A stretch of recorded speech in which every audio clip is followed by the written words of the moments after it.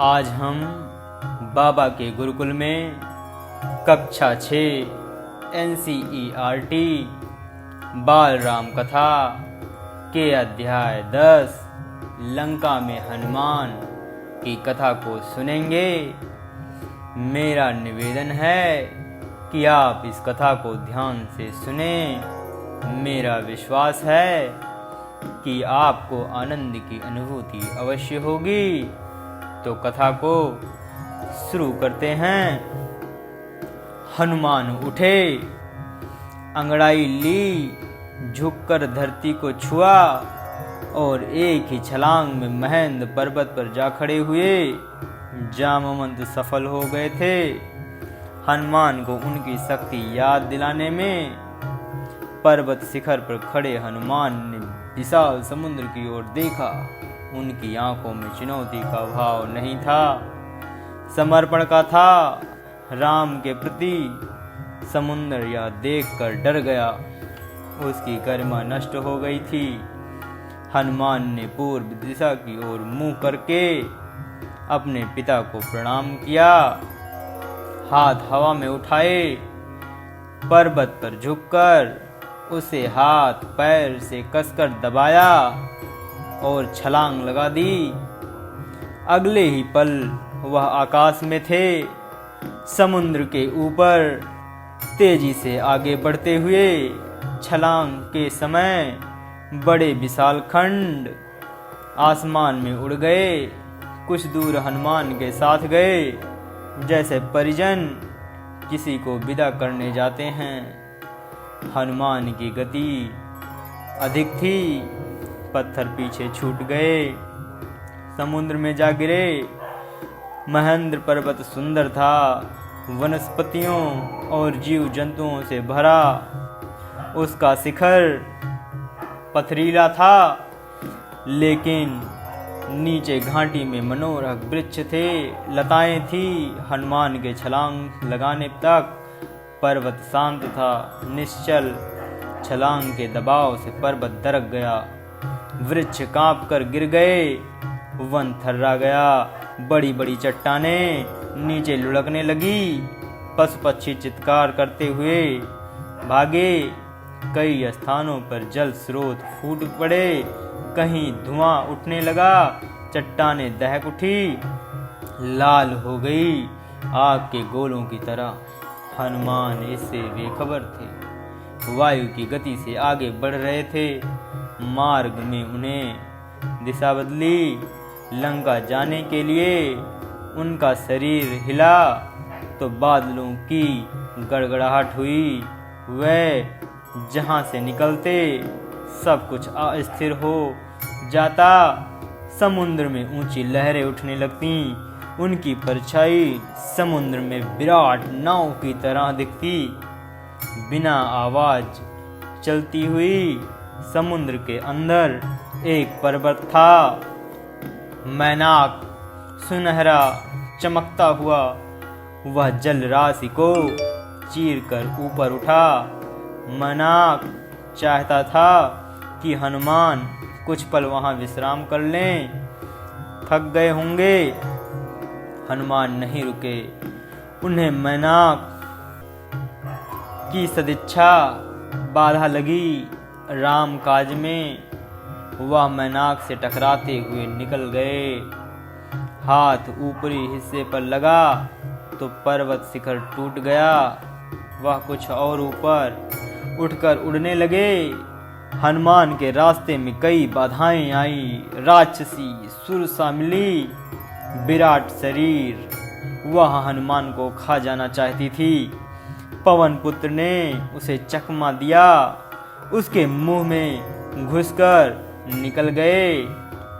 आगे एक और राक्षसी टकराई, उसका नाम सिंहिका था, छाया राक्षसी। उसने जल में हनुमान की परछाई पकड़ ली। वह अचानक आसमान में ठहर गए।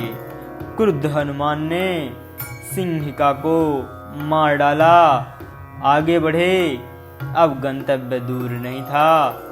दूर क्षितिज पर लंका दिखाई पड़ने लगी थी।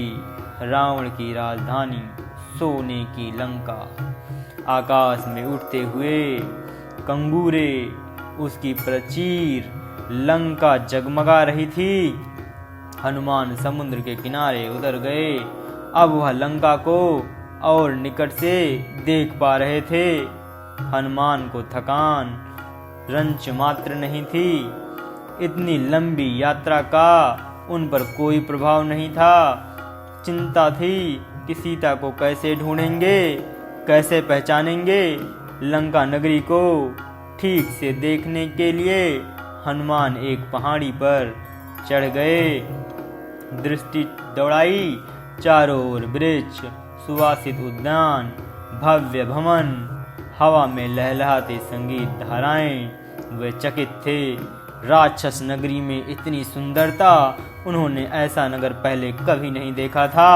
वह उस नगर का एक एक विवरण आंखों में भर लेना चाहते थे, ताकि बाद में वह सीता की खोज में काम आए।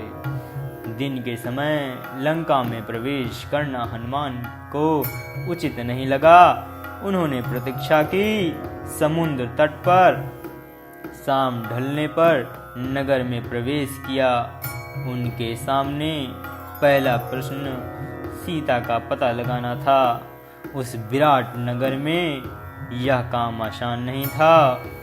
वृक्षों डालियों से कूदते फांदते वह नगर के मध्य में पहुंच गए। राजमहल वहीं पर था। उनका अनुमान था कि सीता महल में ही होगी। रावण ने उन्हें छिपा रखा होगा। किसी कोने में महल में पहरेदार थे, अस्त्र शस्त्र लिए हुए। सबकी आंख बचाकर वह चुपचाप अंदर आ गए। राजमहल विराट था, वैभवपूर्ण। वे बचते बचाते महल में घुसे, भटकते रहे। रात का समय था, अधिकतर राक्षस सो रहे थे। उन्होंने निकट जाकर एक एक चेहरा देखा।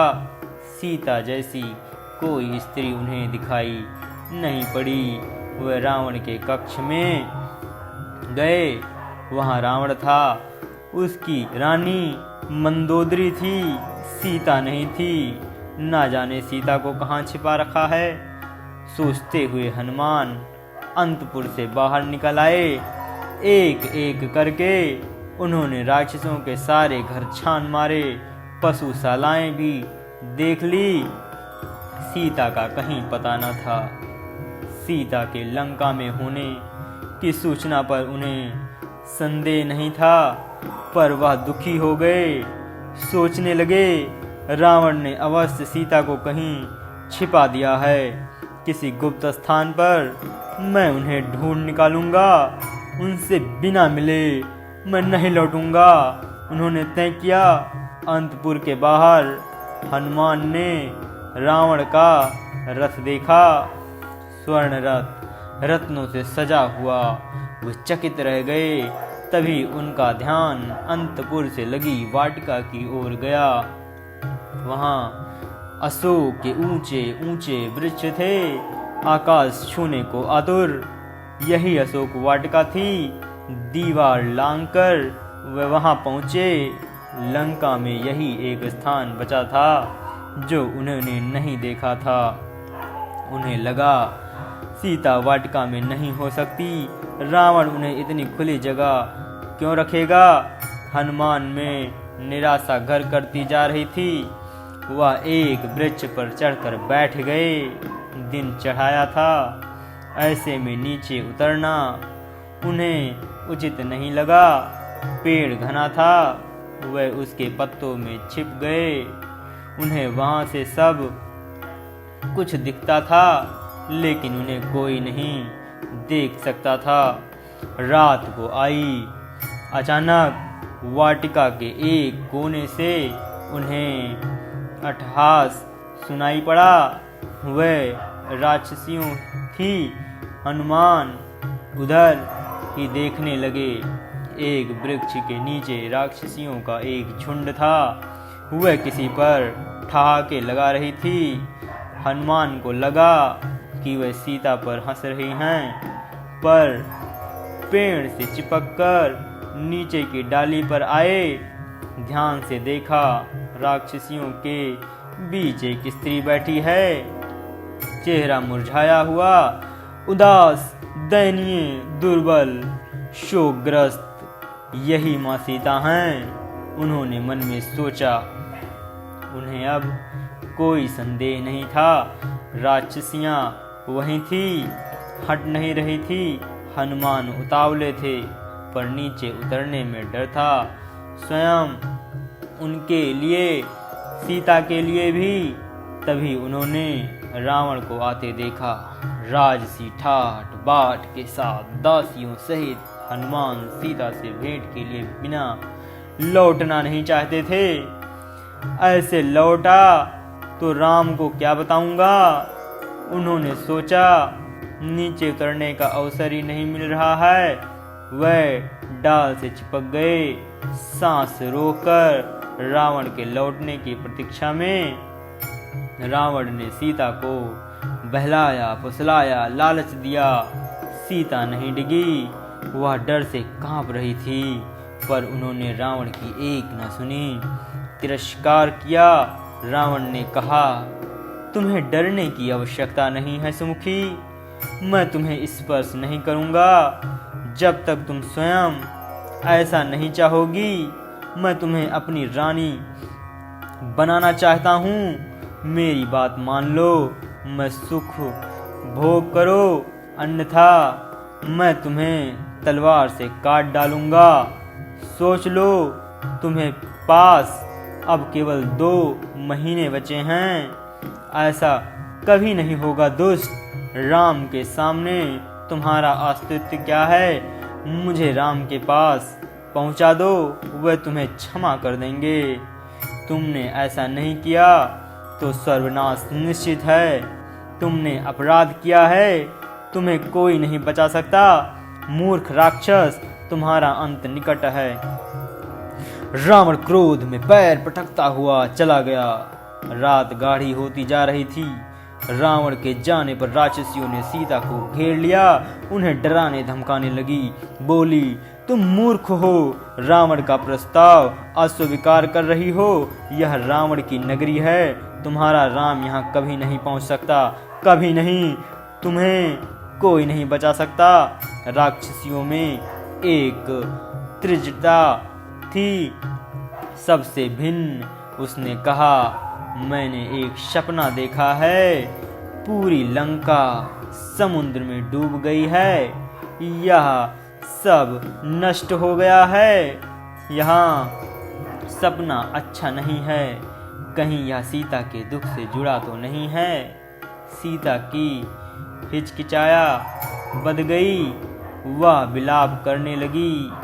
देर रात राक्षसियां एक एक कर चली गई। सीता वाटिका में अकेली थी। यह अच्छा अवसर था, पर हनुमान पेड़ से नीचे नहीं उतरे। कहीं सीता मुझे भी राक्षस ना समझ लें, मायावी चाल मान लें। उन्होंने सोचा। पेड़ पर बैठे बैठे उन्होंने राम कथा प्रारंभ की, राम का गुणगान। रावण की लंका में राम चर्चा सुनकर सीता चौंकी। उन्होंने ऊपर देखा, जिधर से आवाज आ रही थी। पूछा, कौन हो तुम? हनुमान नीचे उतर आए। उन्होंने सीता को प्रणाम किया, राम की अंगूठी दी, कहा, हे माते, मैं श्री राम का दास हूँ, किष्किंधा के वानर राज सुग्रीव का अनुचर हूँ। उन्होंने मुझे यहाँ भेजा है आपका समाचार लेने। हनुमान को लेकर सीता के मन में अब भी शंका थी। उन्होंने पर्वत पर फेंके आभूषणों दिलाकर संदेह दूर कर दिया।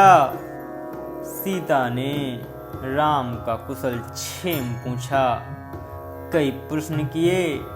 हनुमान उन्हें कंधे पर बैठाकर राम के पास ले जाना चाहते थे। सीता ने प्रस्ताव अस्वीकार कर दिया। उन्होंने कहा, यह उचित नहीं होगा पुत्र, पकड़े गए तो मेरा संदेश वे राम तक नहीं पहुंचेगा। हनुमान ने सीता से विदा ली। वह पूरी सूचना तत्काल राम तक पहुंचाना चाहते थे। चलते समय सीता ने अपना एक आभूषण उन्हें दे दिया। उनकी आंखें नम थीं। हनुमान ने कहा, निराश ना हो माते, श्री राम 2 माह में यहाँ अवश्य पहुँच जाएंगे। हनुमान राम के पास लौटने को उद्यम थे। उत्तर दिशा की ओर जाना था, पर कुछ सोच कर रुक गए। उन्होंने रावण का उपवन तहस नहस कर दिया, अशोक वाटिका उजाड़ दी, वृक्ष उखाड़ दिए और विरोध करने वाले सभी राक्षसों को मार डाला। रावण के कई महाबली मारे गए। हनुमान से लड़ते हुए रावण का पुत्र अक्षय कुमार भी प्राण गंवा बैठा। राक्षस भागे भागे राजमहल गए। रावण को इसकी सूचना दी। एक वानर के उत्पाद के बारे में बताया। रावण तिलमिला गया। उसके क्रोध का ठिकाना नहीं रहा। उसने मेघनाथ को भेजा। अपने सबसे बड़े बेटे को कहा, उस वानर को मेरे सामने उपस्थित करो। उसने जघन्य अपराध किया है। मेघनाथ ने हनुमान से भीषण युद्ध किया। वह इंद्रजीत था। एक बार इंद्र को परास्त कर चुका था। उसके अंततः हनुमान को बांध लिया। राक्षस उन्हें खींचते हुए रावण के दरबार में ले आए। शक्तिशाली रावण सिंहासन पर बैठा था। उसके सेनापति ने पूछा, कौन हो तुम? किसने तुम्हें यहाँ भेजा है? हनुमान के मन में भय नहीं था। मैं श्री राम का दास हूँ। मेरा नाम हनुमान है। आप श्री राम की पत्नी सीता को हर लाए हैं। मैं उन्हीं की खोज में आया था। उनसे मैं मिल चुका हूँ। आपके दर्शन करना चाहता था, इसलिए उत्पात करना पड़ा। इसमें मेरा कोई अपराध नहीं है। दंड के भागी तो राक्षस हैं। उन्होंने मुझे रोकने का प्रयास किया। क्रोध में रावण हनुमान को मारने उठा। छोटे भाई विभीषण ने उसे रोक दिया। कहा, आप नीतिवान हैं राजन। नीति के अनुसार दूत का वध अनुचित है। आप उसे कोई दूसरा दंड दे दें। हनुमान ने रावण को पुनः प्रणाम किया। मेरा एक निवेदन है, आप सीता को सम्मान सहित लौटा दें। इसी में आपका कुशल है। धनुधर राम से आप युद्ध नहीं जीत सकते। रावण ने हनुमान की पूंछ में आग लगा देने की आज्ञा दी। राक्षसों ने आग लगा दी। जलती पूंछ के साथ उन्हें नगर में घुमाया। राक्षस ठिठोली कर रहे थे। इसी बीच हनुमान ने बंधन तोड़ दिए। एक भवन पर चढ़कर उसमें आग लगा दी। एक से दूसरे अटारी पर कूदते उन्होंने सभी भवन जला दिए। हाहाकार मच गया। लंका जल रही थी। धू धू कर राक्षस विलाप करने लगे। अचानक हनुमान को सीता की चिंता हुई। वे अशोक वाटिका की ओर भागे। डर था कि कहीं आग उन तक ना पहुंच गई हो। सीता सकुशल थी, पेड़ के नीचे बैठी हुई, आग से अप्रभावित। हनुमान ने उन्हें प्रणाम किया, आशीर्वाद मांगा और उत्तर दिशा की ओर चल पड़े। राम के पास दूसरे तट पर सभी हनुमान की प्रतीक्षा कर रहे थे। अंगद, जामवंत, अन्य वानर आते ही उन्हें सबने घेर लिया। हनुमान ने संक्षेप में लंका का हाल सुनाया। सीता से भेंट का क्रम बताया। कहा, मैंने उन्हें देखा, बात की। यह समाचार शीघ्र श्री राम तक पहुंचना चाहिए।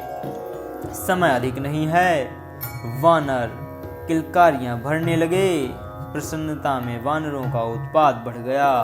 उन्होंने मार्ग में कई वन उजाड़े, फल खाए और फेंके। दौड़ते हुए चले और किष्किंधा पहुंच गए। राम के पास वानरों को साथ लेकर सुग्रीव वहां पहुंचे।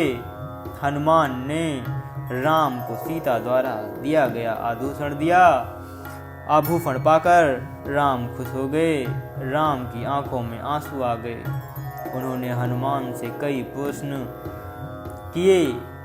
वह कैसी हैं, कैसे रहती हैं, उन्हें कोई संदेश भेजा है? हनुमान ने पूरी बात विस्तार से कहा, मैंने उनसे भेंट की। वे व्याकुल हैं, चिंतित हैं, हर समय राक्षसों से घिरी रहती हैं, आपकी प्रतीक्षा कर रही हैं। उन्होंने कहा, यदि श्री राम 2 माह में यहाँ नहीं आए तो पापी रावण मुझे मार डालेगा। राम शोक में डूब गए। भाव विह्वल होकर उन्होंने हनुमान को गले लगा लिया। आंसू रोक नहीं पाए। लक्ष्य स्पष्ट था, लंका पर आक्रमण। समय कम था। सुग्रीव ने युद्ध की तैयारी तत्काल प्रारंभ करने का निर्देश दिया। वानर सेना इसके लिए पहले से तैयार थी, उत्साहित थी। इस बार उन्हें लगा टोलियों में बांटने की आवश्यकता नहीं थी, अलग दिशाओं में नहीं जाना था। सबका लक्ष्य एक था, दिशा एक थी, दक्षिण। सुग्रीव ने लक्ष्मण के साथ बैठकर युद्ध की योजना पर विचार किया। योग्यता और उपयोगिता के आधार पर भूमिका निर्धारित हुई। हनुमान, अंगद, जामवंत, नल और नील को आगे रखा गया। समुद्र पर चर्चा हुई, उसे कैसे पार करेंगे। सेना का हर वानर हनुमान नहीं था। यह एक चुनौती थी। देर रात तक चर्चा इसी विषय पर रही। अगर आपने कथा को ध्यान से सुनी है तो बताइए, हनुमान ने रावण के जिस पुत्र का वध अशोक वाटिका में किया उसका क्या नाम था? कमेंट बॉक्स में अपना उत्तर दीजिए। रावण के वध की कथा हम अगले वीडियो में सुनेंगे। यहाँ तक कथा सुनने के लिए आप सभी का बहुत बहुत धन्यवाद।